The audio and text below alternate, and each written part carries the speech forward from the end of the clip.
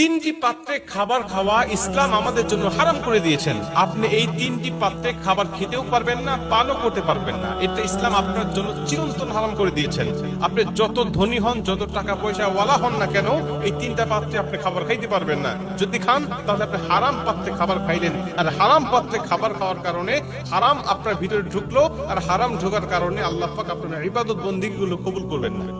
এক নম্বরে সহিহ বুখারীর 5426 নম্বর হাদিসের মধ্যে বলেন, প্রথম নম্বরে তোমরা স্বর্ণের পাত্রে খাবার খাইতে পারবে না, এমনকি পানও করতে পারবে না। হযরত হুযায়ফা ইবনে ইয়ামিন রাদিয়াল্লাহু তাআলা আনহু বলে, রাসূল সাল্লাল্লাহু আলাইহি ওয়াসাল্লাম বলেছেন, তোমরা স্বর্ণের পাত্রে খাবে না, পান করবে না। কেন?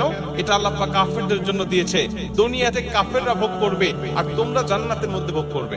আল্লাহ কাফেরদের জন্য দুনিয়াটাকে জান্নাতের মধ্যে সুখ শান্তিময় করে দিয়েছেন। তারা এখানে যা ইচ্ছা তাই করবে, কিন্তু মুমিন হিসাবে এটা আমরা পারবো না, এটা আমরা করতে পারবো না। কারণ আল্লাহ পাক আমাদের জন্য কিয়ামতের ময়দানে কমপক্ষে 10টি পৃথিবীর সমান একটি করে জান্নাত রেখে দিয়েছে।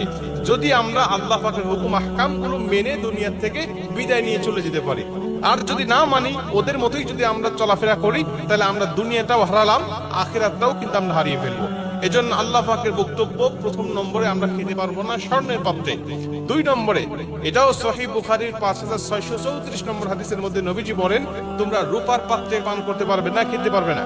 রাসূল সাল্লাল্লাহু আলাইহি ওয়াসাল্লামের স্ত্রী উম্মে সালামা রাদিয়াল্লাহু তাআলা আনহা বলেন, রাসূল সাল্লাল্লাহু আলাইহি ওয়াসাল্লাম বলেছেন, যে ব্যক্তি রূপার পাত্রে কোনো কিছু খেলো অথবা পান করলো, সে যেন তার পেটের মধ্যে জাহান্নামের টকবকে আগুন যেন ঢুকিয়ে দিল। জাহান্নামের আগুন খাওয়ার সাথে আল্লাহ রাসূল তুলনা করেছেন যে ব্যক্তি রূপার পাত্রে খাবার খায়। আমরা অনেকেই কিন্তু শখ করে রূপার পাত্র তৈরি করি, এগুলো শোপিস হিসাবে অথবা বাচ্চাদেরকে খাওয়ানোর জন্য কিন্তু আমরা এগুলো বাসায় রাখি, বা এগুলো শখ করে আমরা ক্রয় করি। এগুলো আর করা যাবে না।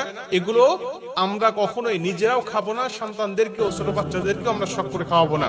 অনেকেই রূপার চামিচ, স্বর্ণের চামিচ, এগুলো কিন্তু আমরা ব্যবহার করি। এগুলো করা যাবে না, কারণ রাসূল সাল্লাল্লাহু আলাইহি ওয়াসাল্লাম এগুলো নিষেধ করেছেন। তিন নম্বরে নবীজি বলেন, এটা যদিও হালাল পাত্র হয়, যেটা তোমরা খাচ্ছ স্বাভাবিকভাবে, এটা হতে পারে কড়ির, হতে পারে মেলামাইনের, হতে পারে গ্লাসের, তুমি যে পাত্র খাচ্ছ, এই পাত্রটা যদি কোনো হারাম প্রাণী যদি মুখ দেয়, যেমন কুকুর, এটা মুখ দেওয়ার পরে তোমরা কমপক্ষে 7 বার ধৌত করতে হবে, এটা পবিত্র করতে হবে, তারপরে তোমরা সেখানে খেতে পারবে, পান করতে পারবে। কারণ কুকুর মুখ দেওয়ার পরে বা হারাম প্রাণী সেখানে মুখ দেওয়ার পরে এটা আর হালাল পাত্র থাকে না, এটাও হারাম পাত্র হয়ে যায়।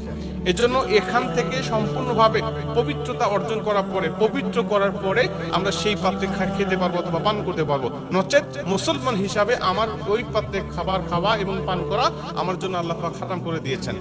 এই তিনটা পাত্রে যদি আমরা খাবার থেকে বিরত রাখতে পারি, এই তিনটা পাত্রকে যদি আমরা অ্যাভয়েড করে চলতে পারি, আর বাদ বাকি সব আল্লাহ পাক আমাদের জন্য হালাল করে দিয়েছেন। মনে রাখবেন, হালাল আল্লাহ পাক ব্যাপক করে দিয়েছেন, আর হারামটা আমাদের জন্য সীমিত করে দিয়েছেন। হারাম সীমিত, হালাল ব্যাপক।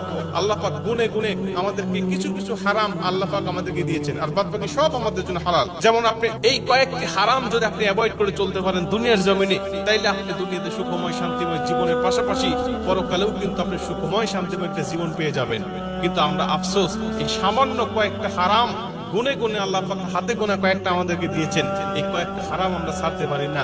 বাদ বাকি আল্লাহ পাক আমাদের উপর রাগান্বিত হয়ে যায়, আমরা দুনিয়াতেও কষ্টের মধ্যে পতিত হই, এবং আল্লাহ পাক কিয়ামতের ময়দানেও আমাদেরকে জাহান্নামের মধ্যে ঢুকায় দিবেন।